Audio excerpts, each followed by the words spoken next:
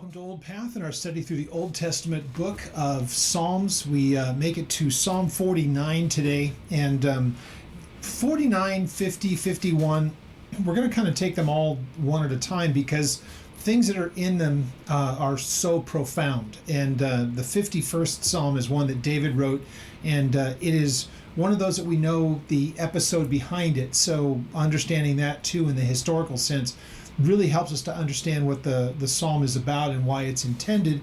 And yet each of these has such an interesting way of application to the even nowadays, right here, right now, the church. And that'll become really evident when we start to go through these. So I really like to try to, if I can, go through maybe 2 or 3 psalms for every one of the studies. But then again, there are those times that we're going to get to particular psalms that really all by themselves just need to be addressed without anything else. They really will take up an entire study all by themselves.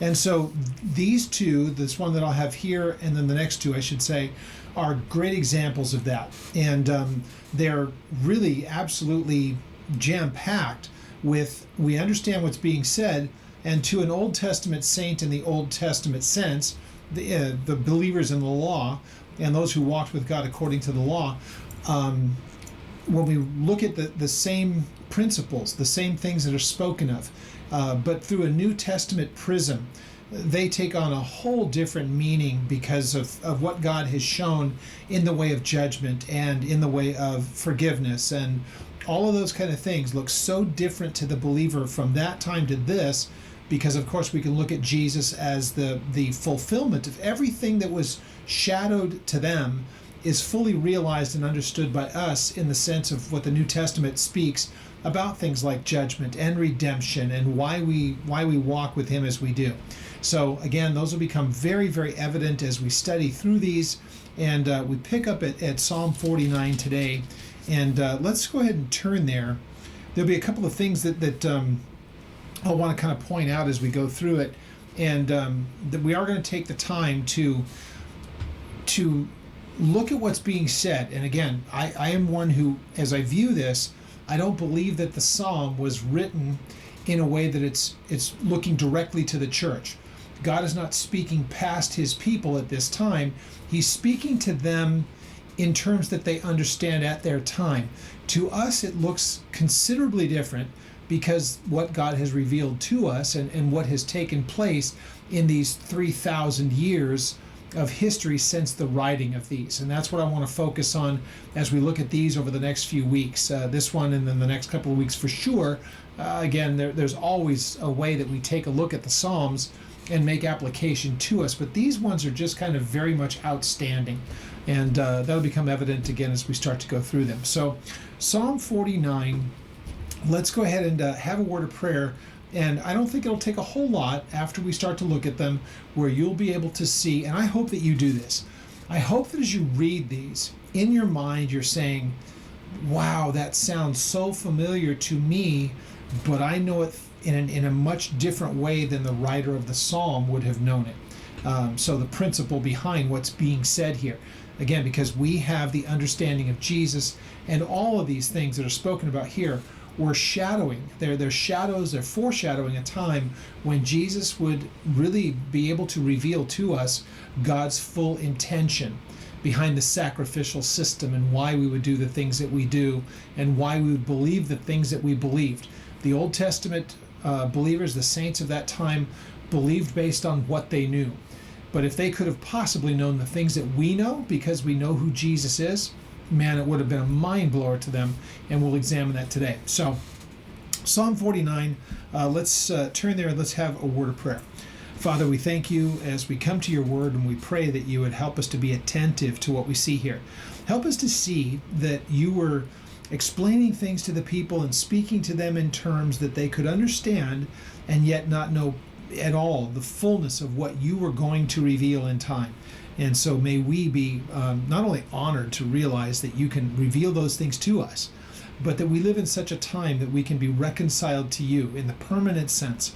And Lord, I pray that that would be something that as we study through these things, we would genuinely take to heart just what you have done for us, and that we would never take for granted the immensity of just what's taken place for us and what Jesus has sacrificed on our behalf. And so we give you all thanks and pray that you would open our eyes to these truths, and we ask it in Jesus' name. Amen? All right.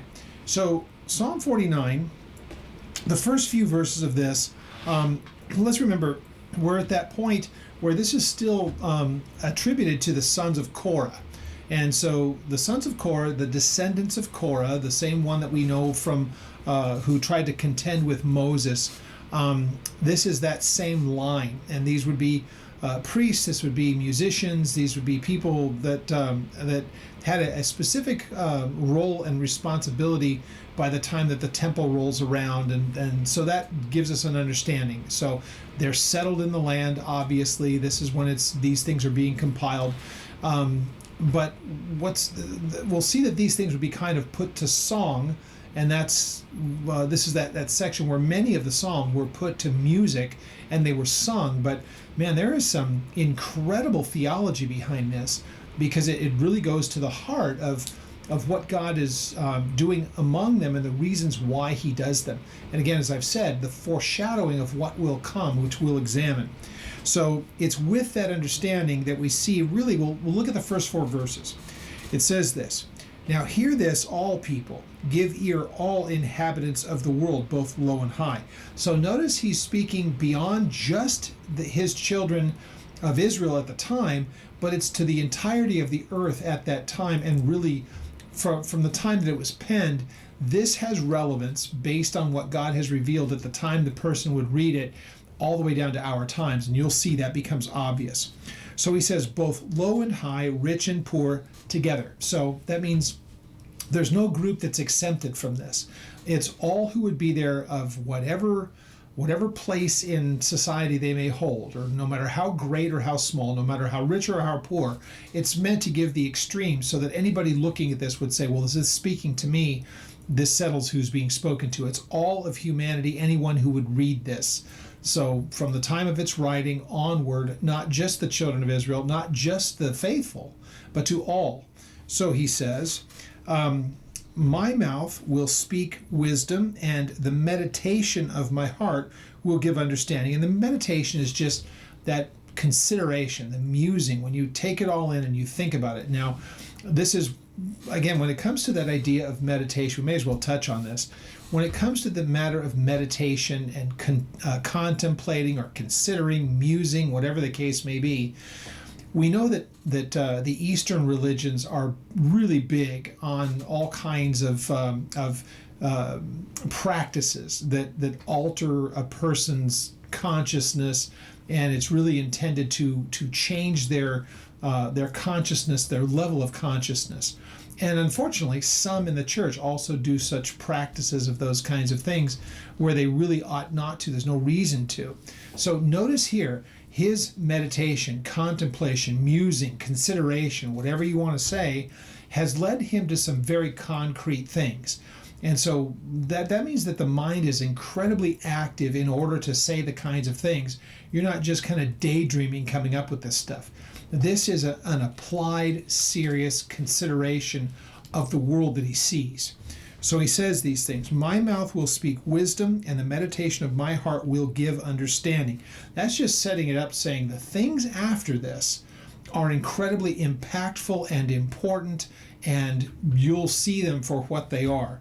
So it says, I will incline my ear to this proverb, and I will disclose my dark saying on the harp, which helps us to understand that it's being put to music and it's put to melody. So this idea of inclining his heart and to understanding, that really could have been put at verse 1, because it's already taken place. And so he's able to say, after he's already made mention, I'm going to reveal something to you. And this is the meditation, the consideration of my heart. But had he not already inclined his ear, that God could explain these things to him and elaborate on them. And this again, I hope that we get this. It's really good for us when we come to the scripture to realize that, yes, we can study it. Yes, we can understand it. We can know the language of it. We can understand the tenses of the verbs. We can know the history and all the rest of that stuff. But every once in a while, it's good to just take it all in, muse on it, think about it, consider it actively in the mind, and really apply ourselves to the understanding and the wisdom and the knowledge of what God has revealed to us in his word. So notice what you see here in verses 5 and onward into 12, 13, because they're so New Testament in their understanding. So through verse 12. So verses 5 to 12. Let me just go ahead and read them, and then we're going to go back and we're going to look at some New Testament passages that really expand massively on this. So he says in verse 5, "Why should I fear the days of evil when the iniquity at my heels surrounds me? Those who trust in their wealth and boast in the multitude of their riches, none of them can by any means redeem his brother, nor give God, nor give to God a ransom for him. For the redemption of their soul is costly, and it will cease forever, that he may continue to live eternally and not see the pit. For he sees wise men die. Likewise, the fool and the senseless person perish and leave their wealth to others. Their inner thought is that their houses will last forever, their dwelling places to all generations. They call their lands after their own names. Nevertheless, man, though in honor, does not remain. He is like the beast that perish." And so then it says, this is the way of the foolish. And we'll go on to that as well. But if you notice this whole thing, now he's setting it up that there's the temporal and there is the eternal. The focus of the person is very much on those things of the temporal, what things can be gained to me. But then notice what he's starting to do is also, as he's mentioning these people, there's really seemingly this lack of awareness that the time that we have here is finite. And no matter what it is that we can maybe gather to ourselves and even think to leave to someone else, the day's going to come when it won't be anymore. And so what it ought to be is a matter where people start to look at something much further down the road, paying attention to more of the eternal rather than the temporal. And it's when he starts to mention the idea of redemption and how a person could somehow try to redeem their own soul, we have to recognize that that's not even possible.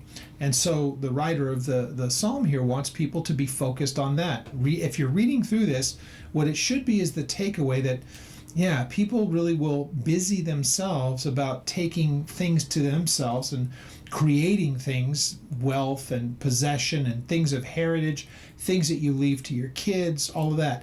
None of those things are inherently on their own an evil kind of a thing.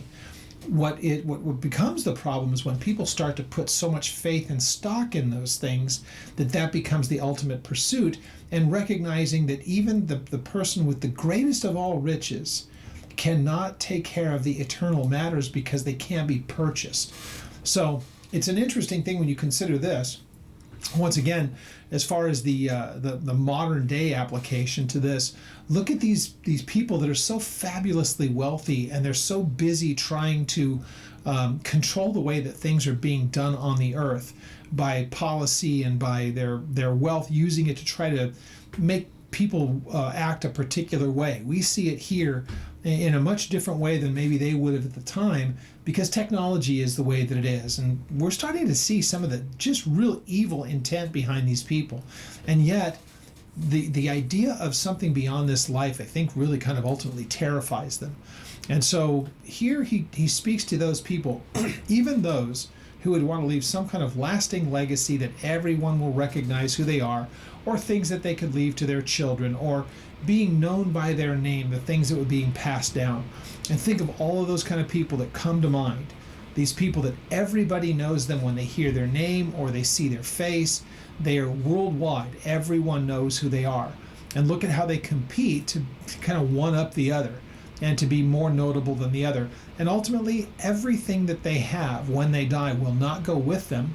And even those that they would leave it to in their absence, the day will come when God's done with all of it, and none of them will have anything to show from whatever they could have amassed to themselves in this life. So just a really fascinating thing when you stop to think about it. But I want to go and look at this in little pieces and then say, now, the principle just spoken of here, where do we see it discussed more in a detail as we look into the New Testament? So let's do that. Verse 5 tells us, now, the question is, Why should I fear in the days of evil when the iniquity at my heels surrounds me? Now, that's just kind of a rhetorical question. It's an observation that these things are taking place. There is the ever-present evil that is happening around the person writing this as they're considering that. And the thing is, why should I preoccupy myself with these things? They're always going to be there, but the only remedy to the heart that may be troubled by this, again, read it as you see it, why should I fear in the days of evil? And so it doesn't specify what those are. It doesn't even say, and I don't even think he's looking at anything that's taking place right now or happening in the nation at the time. This is said more in the rhetorical sense of anyone at any time who trusts in the Lord. Why should I be concerned about the days of evil? So if I'm making an application to us here and now, I would look around and say, are the days evil? Well, sure, of course they are. Everywhere that you look, and more so by the day. And we have more and more examples, but we see the circle beginning to kind of close, and it's becoming more and more obvious. And to try to put it in such a way that it feels closed in, he says, when the iniquity at my heels surrounds me, or the iniquity that I see everywhere that's nipping at me is everywhere to be seen. So I look at the world like that, same way, and just go, but am I troubled by it? Well, no, I'm not, because I understand that God has all things ultimately under his control, but more importantly, he's told me of the way that the outcome of these things will be. So it's not a surprise to me. I know what to expect going forward. The end of things is spoken of in the scripture. How to make sure that I'm in the place where when that day comes, whether I die or whether he comes before that time, I have nothing to fear, because he's already told me what will take place future, but he's also told me how to be reconciled to him here and now. So again, when a person will think about, well, what about the evil of the days? And it's everywhere. It's all around me. It's everywhere that I see. Okay, why should I be troubled by this? I'm already told that those things would take place. I've been given information about some of the characteristics of the days. Why should that trouble me? Ultimately, God's in control. So he says, those who trust in their wealth and boast in the multitude of their riches, none of them can by any means redeem his brother, nor give to God a ransom for him. For the redemption of the soul is costly, and it shall cease forever. Now let's deal with verses 6 and 7, because I find these to be really amazing things. Is he says, why should I worry about those people when they really have something for which they should be worried about? The believer doesn't worry about this kind of stuff, or if they take the scripture seriously, they won't worry about it. The problem is when the believer who should know better starts to worry themselves about things of this earth. Let's look at verses 6 and 7, and let's compare a couple of verses in the New Testament from the Gospels that I think really help us to grasp just how much confidence we should have in this. So verse 6, those who trust in their wealth and boast in the multitude of their riches, none of them can by any means redeem his brother, nor give to God a ransom for him. So if it comes to be the point where they amass all of these things, but then all of a sudden they're kind of they run headlong into the understanding that there is a forever. And that idea of ransom, if we're going to make it a spiritual application, nothing in here gives the impression that he's speaking about somebody who has been taken hostage and that's the ransom. He's making this a spiritual matter. But how is it that a person can be redeemed? Under the law, it's the sacrificial system, right? So sin has a remedy in the Old Testament, but it is temporary. And it is the sacrificing of animals, the blood of the innocent for the guilty. We understand that. But that is something that cannot be purchased with monetary things, with earthly means. So a very, very interesting thing that he says here, and it is supposed to give the understanding that a person can amass whatever they want to, but it'll never take care of the eternal problems. So let's turn then to Matthew 16, and I want to do a kind of a side-by-side of a couple of passages that really kind of help to answer this, and where we find that the New Testament really reveals a bit more about this. Because we know that the redemption that the church is concerned with is one of spiritual redemption, but we know what it takes. We understand what goes on behind the scenes and what has already taken place, where redemption is not an unknown thing. We certainly know in the entirety of the subject, what does it take for redemption? We know that. So at verse 26, I'm sorry, let's look at verse 24. That's kind of the cost of it, or the cost of discipleship is what the title for this is. So this is what is intended.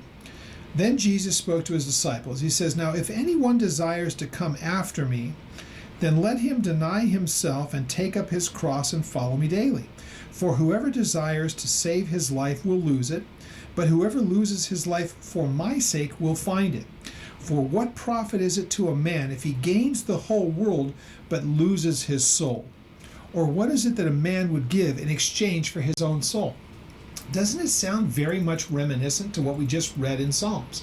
Because this would be, the Psalms is an observation. Here Jesus takes it to the next level and says, well, think about this. What profit would it be for a person like this if he would spend his whole life in pursuit of things, but then end up in the end, it's at the cost of his soul because he hasn't given any thought to the eternal matters. And so once again, the redemption, even at that point, Jesus is pointing out here, a person could gain all of those things and they can't save the soul because he makes it an either or.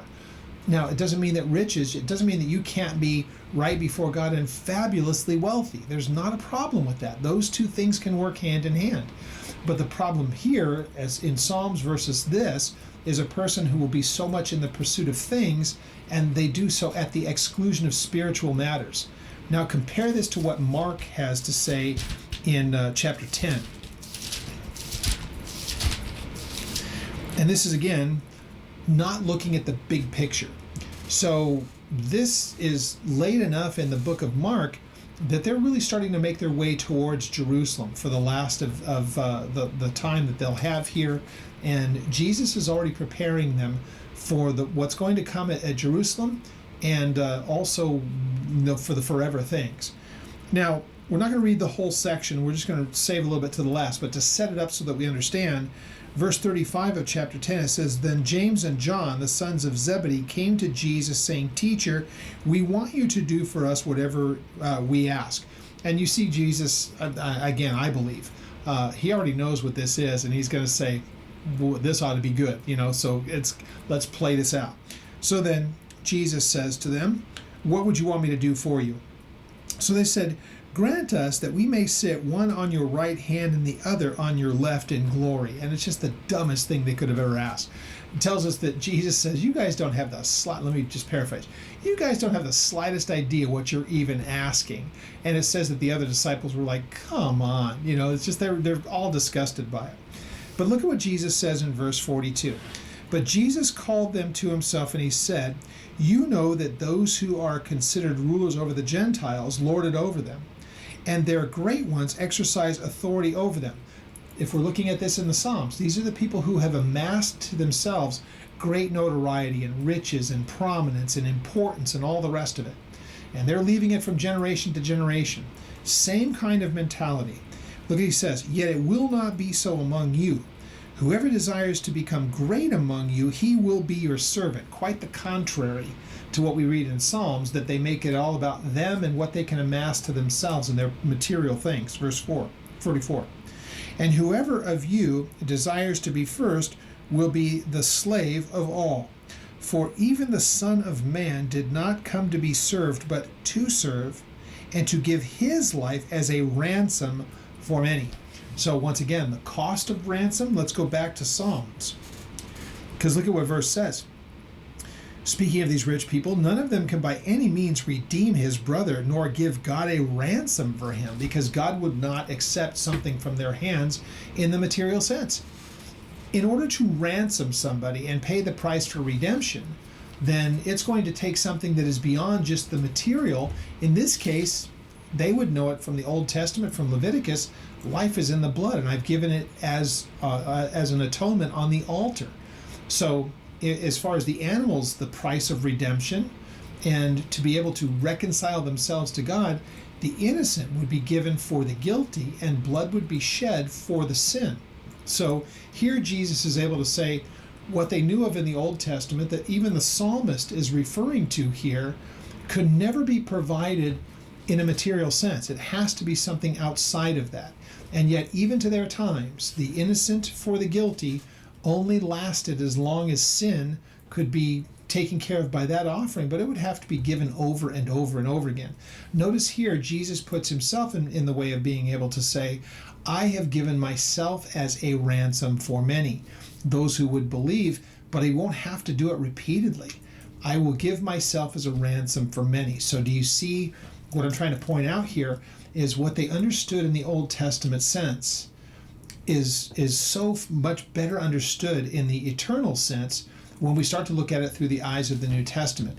And it's a really interesting thing that we start to look at things when it's mentioned as ransom, and how people can try to pay ransom in the earthly sense if it's just a person that has been taken by force and held against his will, but a ransom could be paid. Yeah, that's fine, but we're talking about a matter of sin here. And he goes on in Psalms, because look at this next part is really fascinating. For the redemption of their soul is costly. It's really kind of going to the weight of it. It's something that it's more than can be handled in any way.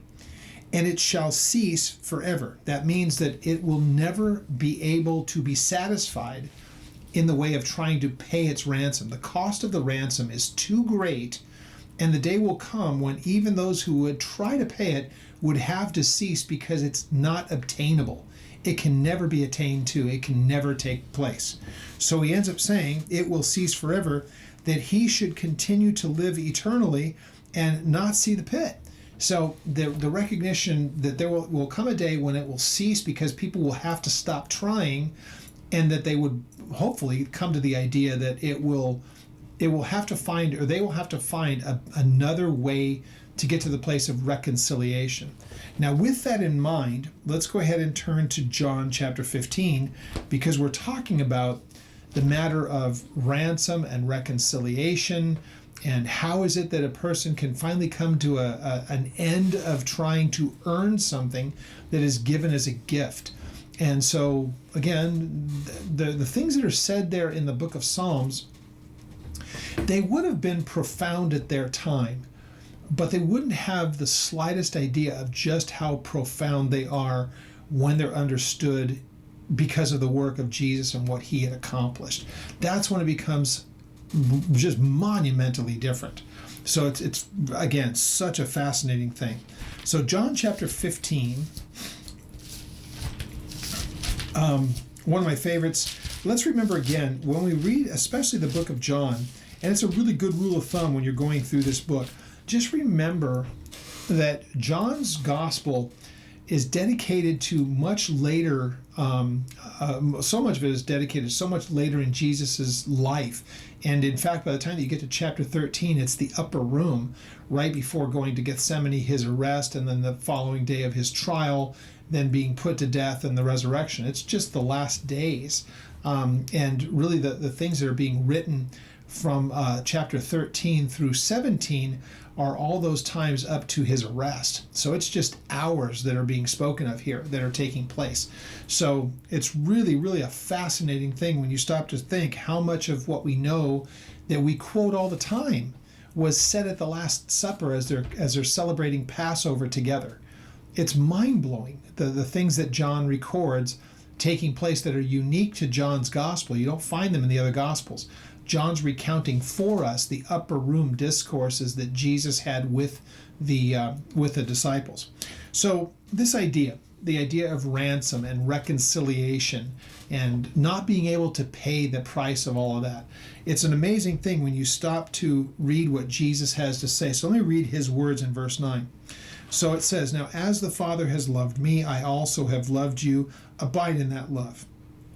If you keep my commandments," or those things that I've instructed you, "then you will abide in my love, just as I have kept my Father's commandments," or his instruction to me, "and I abide in his love.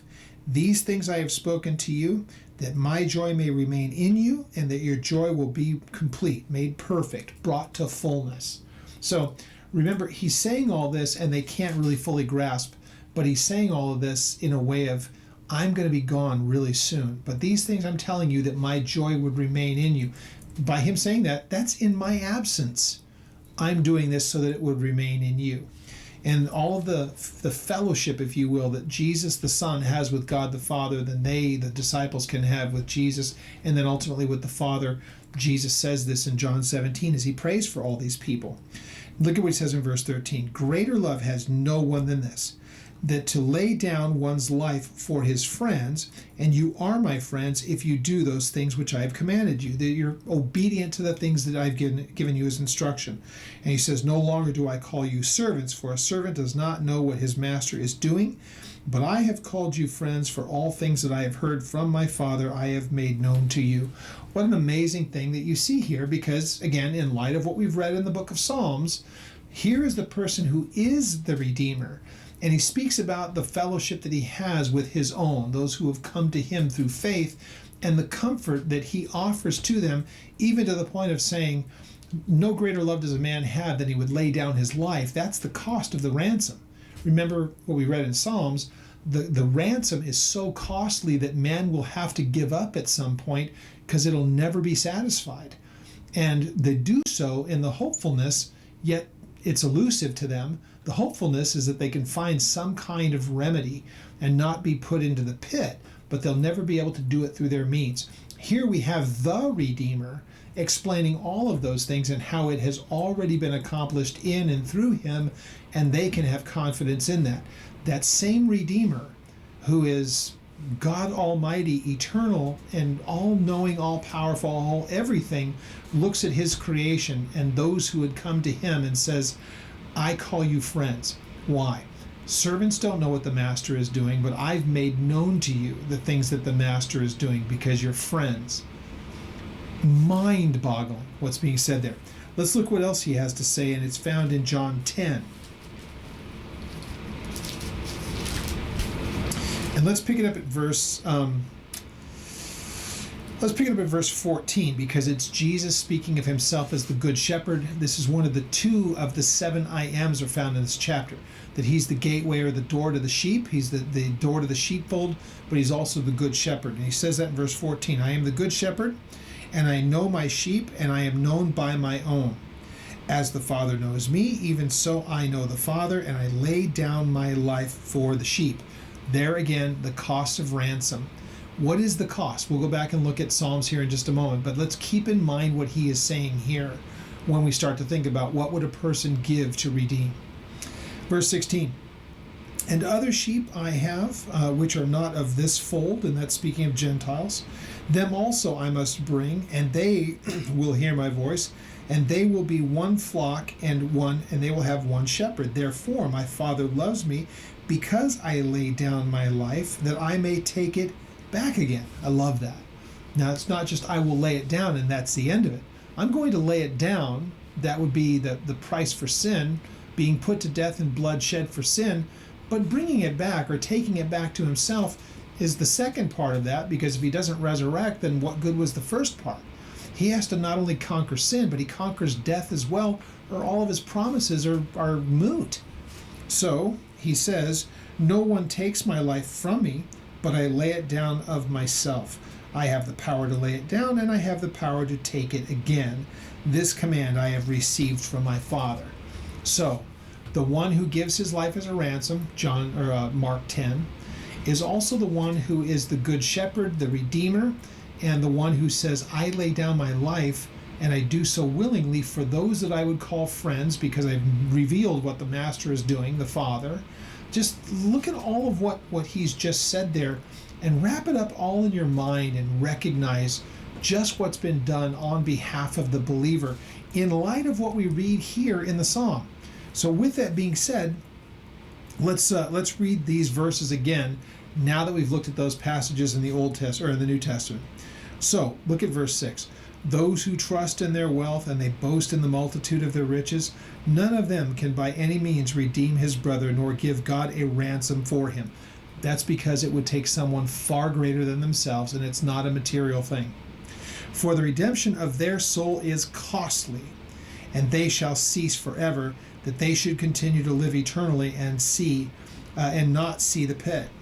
For he sees wise men die, likewise the fool and the senseless person perish and leave their wealth to others. Their inner thought is that their houses will last forever, their dwelling places to all generations. They call their lands after their own names. Nevertheless, man, though in honor, does not remain. He is like the beasts that perish. What an amazing thing that is.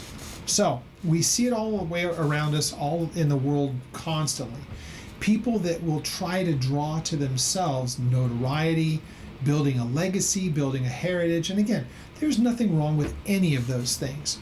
But it is also one of those things that should be considered, that everything is that they will ever do will still never amount to enough to solve the problem of sin, because sin is not solved in the material sense.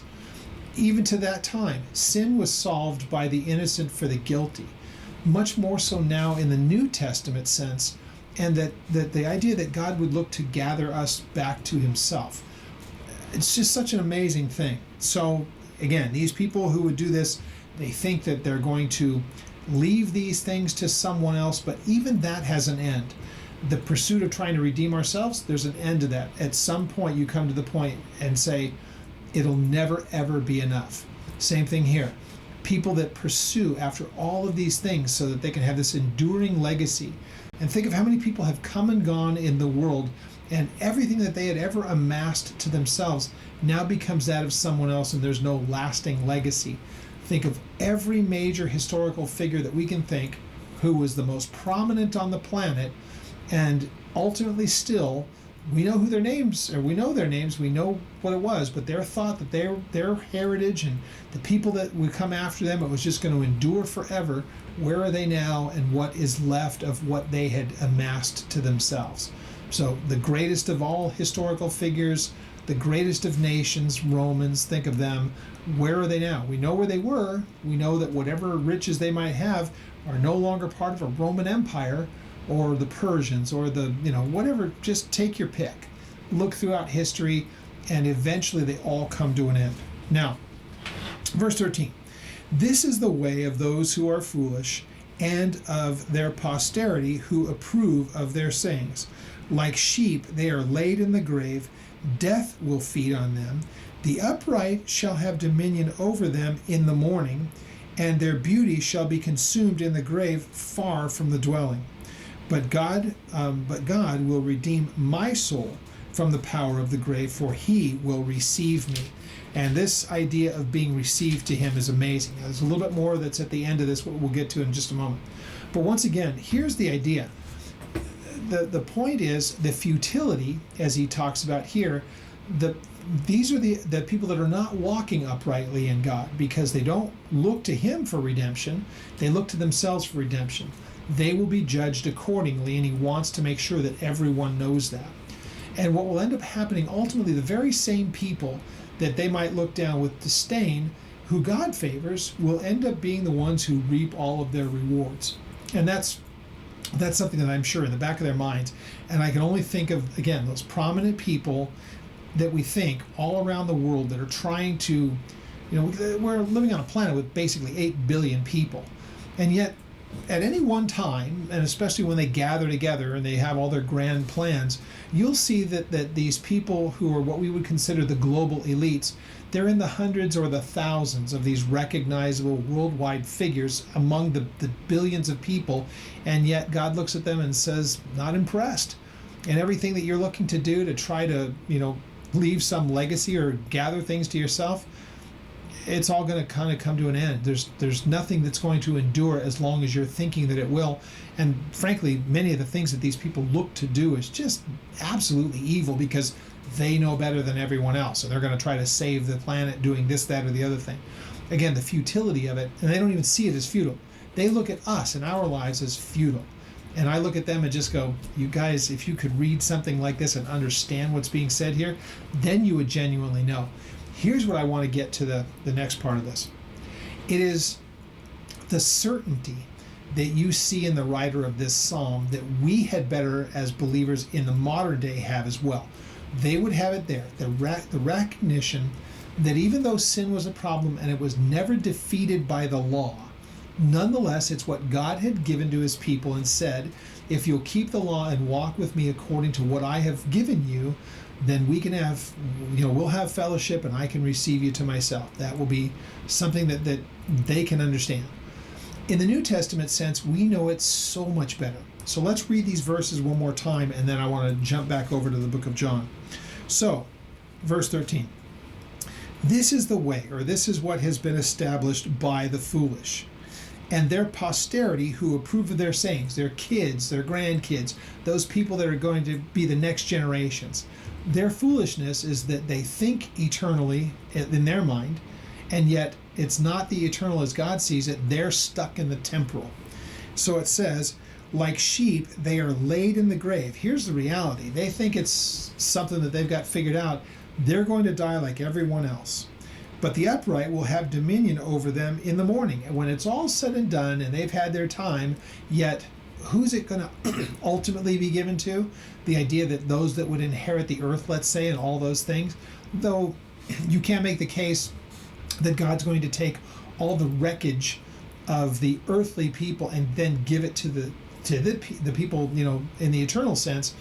The closest that they would get to it is that God would say to them, and he said it to them in Deuteronomy when they were coming into the land, you're going to go into a land and you're going to occupy houses that you didn't build, and you're going to drink from wells that you didn't dig, and you're going to harvest fields that you didn't plant. And so the idea that there was that, everything that man has labored to produce in their arrogance against God, he will give it to his people.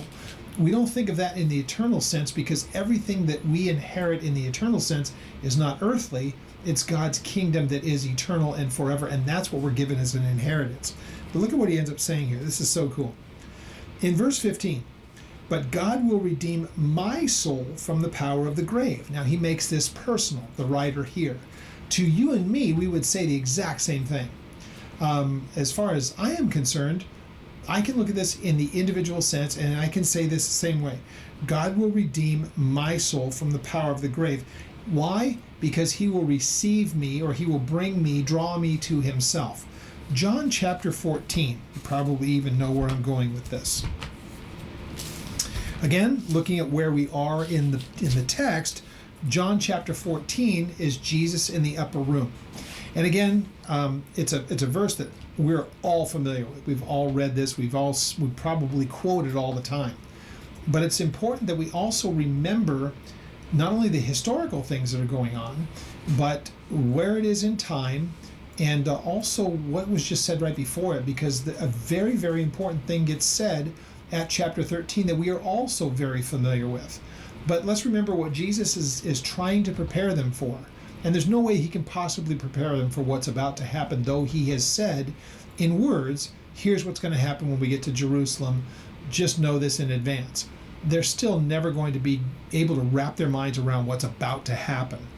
But let's read in verse 36. So Simon Peter said to the Lord, where are you going? And Jesus said, where I am going. And so you can read further up. He's talking about leaving this world, and this is the preparation for them in his absence. So he said, where I am going, you cannot follow me now, but you will follow me after. Now, if you go look at Jesus and his discussions that he's having with the Pharisees in chapter 7 and 8 of this, there's a point where he says, where I'm going, you cannot follow me. And that's because he knew that they would never embrace him as Messiah. They would die in their sin, and there would be no fixing that. Here he says the exact same thing, that he's going away, but he says to Peter and to the disciples, but you will follow me. The time will be when you will come to see me. Now, unfortunately, Peter doesn't understand this, because Jesus mentions that you will follow me afterward. And afterward is once he's come to that place of going to the cross, once he has died and resurrected, and he's ascended to heaven, the day will come when they will see him again. So then Peter said to him, Lord, why can I not follow you now? I will lay down my life for your sake. Another one of those Peter moments where you think, boy, Peter, if I gave you another chance to do this over, I'll bet you would take it. And so Jesus answered and he said, okay, Peter, will you lay down your life for my sake? Most assuredly, I say to you that the rooster will not crow until you have denied me 3 times. His way of saying, before the morning breaks and you first hear the roosters crowing, there will be 3 separate occasions when you will have denied me. We get that in Mark's gospel. You'll see that those things happen, that the rooster crows, all of that. Mark 13 is your reference for it. So that's the backstory. It's not as though that was said and that a whole bunch of time goes by. They're in the upper room. They're at the Last Supper. This is them taking the Passover meal together. So this is sequential. It happens one on top of the other. Notice what Jesus says right after that. Peter, you're going to deny me before the sun rises tomorrow, or as the sun is rising, you're going to do this. And so look in verse 14, or chapter 14. He instantly pivots to this. Let not your heart be troubled. You believe in God, believe also in me. Look at his opening words. Don't let your heart be troubled. That implies trouble is coming. He knows it better than they do. Even though he's tried to warn them, they still are without a clue. He says, now in my Father's house are many mansions, or places of dwelling. And if it were not so, I would have told you.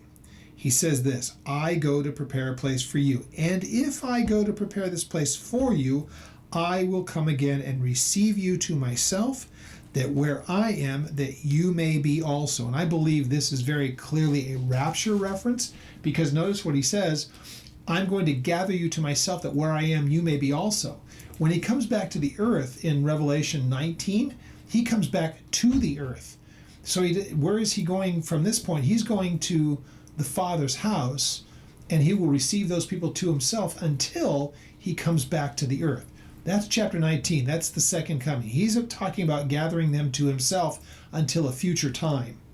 Now, whether that's the rapture or whether they die and come to him, the people that he is speaking to at this point, he's receiving them to himself. Now, remember, what is that we read in Psalm 49:15? God will redeem my soul from the power of the grave, for he will receive me. Gather me to himself. I will not be left alone. So Jesus is able to say this. So he then says this, and where I go you know, and that way you know. And it's Thomas who says to him, we do not know where you are going, and how can we know the way? Jesus then says this very famous passage, I am the way, the truth, and the life, and no one comes to the Father but through me. So once again, looking at the Psalms, when we have opportunity to do so, notice how there are things, and we're going to really notice this when we make it to the book of Proverbs. The book of Proverbs is written in such a way that the things that Solomon makes mention of in his understanding of things at his time, when we really stop to understand what he is saying, and we make application to our own lives and go, man, Solomon, what you said is profound, but you really don't even know the half of it, because it has been revealed to us. We've seen what God has done, and we have a better understanding of it. Now, let's finish out Psalm 49. So, the summary to this, if he's trying to put a nice, little bow on the whole thing, he would be able to say it this way. So don't be afraid or discouraged when one becomes rich. When you see someone becoming rich, don't let that be a cause for discouragement to you. Don't be afraid of that. Don't be fearful of those things. There's no reason to do that. When the glory of his house is increased, that's not your business. It's not your concern. Once again, he's already pointed out, if the people have amassed those things to themselves, thinking somehow that they do it independently of God and they have put some kind of trust in those things, don't worry about that. It's not for you to be concerned about those things. For when he dies, he will carry nothing away, and his glory will not descend after him. So that idea of whoever he was, whatever his prominence is, that's not going to have any kind of a lasting effect. And so this is, again, one of those things that we should always remember as well. First of all, we should never be envious of those people, because, again, for most of those people, especially the ones that we think of that are being spoken of like this, that have all of those things, but they have no care or concern as far as the Lord is concerned, we look at those people with absolute pity. And we should ultimately be praying for them, especially if these are people that we might know who are very affluent, have much as far as the world is concerned, but have no relationship with God. If anything, these are people to be pitied, probably more so than those who have nothing, because they're trusting in something that has no way of delivering them from anything. So it's really kind of a sad thing to behold. So it says, though while he lives, he blesses himself. For men will praise you when you do well for yourself. He shall go to the generation of his fathers, and they will never see the light. So this is assuming that these people never come to a saving knowledge and a saving understanding. They'll be like all of those people before them who had trusted in everything except for what they needed to. Remember, he's already just said a few verses before, those guys have what they have, but I know that the Lord will receive me to himself. This is the life of the believer, and I hope that we genuinely understand that. Because it is easy to get locked in on the things happening in this world and what's happening around us and lose sight of the eternal and the things that we know that we have. So that those genuine believers that you'll find probably on earth are those people that don't have anything whatsoever in an earthly, worldly sense. And you talk to people who go out into the mission field like this and go to those places in the world that are just so destitute. But the people that have been saved out of that come from those cultures, that are absolutely born again, these are people who are fabulously wealthy in the spiritual sense, but don't have two dimes to rub together in an earthly sense. And that really helps you to understand they are in this because they know what God has ultimately given them, that is of such surpassing value that earthly things cannot even begin to rival it. And that is just so cool to come to that understanding. So that's kind of the summation that we see here in Psalms that we should understand. This is what he's driving at, is to say there's the earthly, the temporal. Even if it leads to great possessions, it is only for a time, and it will pass. So it says he will go to his generation, or to the generation of his fathers, and they will see no light. And the man who is in honor yet does not understand spiritual matters, he is like the beast that will perish. That's I shouldn't say the fitting end, because it sounds so horrific, but it would be the end that a person could expect if they were paying attention, if they will not pay attention to the spiritual of matters, realizing that there is a forever, there's an eternity, and to ignore those things and be so focused on the temporal of things, you'll never be able to deal with the matter of redemption. There's no way that you can reconcile the things of the eternal by earthly means. But if their whole life is occupied pursuing after earthly means, that day of reckoning will come to them, and they will realize they have no redemption. They have nothing that will ransom them from the cost of sin. And that is a serious matter. When Jesus says, I have come to give in my life as a ransom for many. Again, that implies some things. A ransom means that you're being held against your will with a death sentence unless something is paid for you. Well, that's exactly the problem. All of humanity has a death sentence over them, and sin is what's caused that death sentence, and there's no way that we can pay that ransom. It takes someone else to pay it for us. In this case, since, as already been said in the Psalm, nobody will, even the attempt to try to pay for it some other way will cease, because it just cannot be remedied. We look to Jesus and say, he is the ransom for our guilt and our sin. He is the innocent that died for my guilt. And so that idea, what is said here in Psalms is so incredibly profound. And of course, the person writing it couldn't possibly understand it as we see it in the New Testament sense. But one thing is very much clear as we read this. God was giving this writer of this psalm some incredible insight and some incredible understanding. And what he says is nothing short of astounding and miraculous and wonderful, because we see it in its completeness and we see it in its fulfillment in and through the person of Jesus Christ. So we'll go ahead and pick up at Psalm 50 next week. And I hope that you've enjoyed going through this. I really have. And I'll look forward to a Psalm 50 with you next week, because it has some very similar sounding things in it as well, but totally a different line of thought. So we'll pick up at Psalm 50 next week. And if I've shared anything that you have any questions on this week, contact us through the ministry's website, which is oldpaththeology.net. And you can contact us there through the Contact Us page, which is the email, and those emails go directly to me. So we'll pick up at Psalm 50 next week.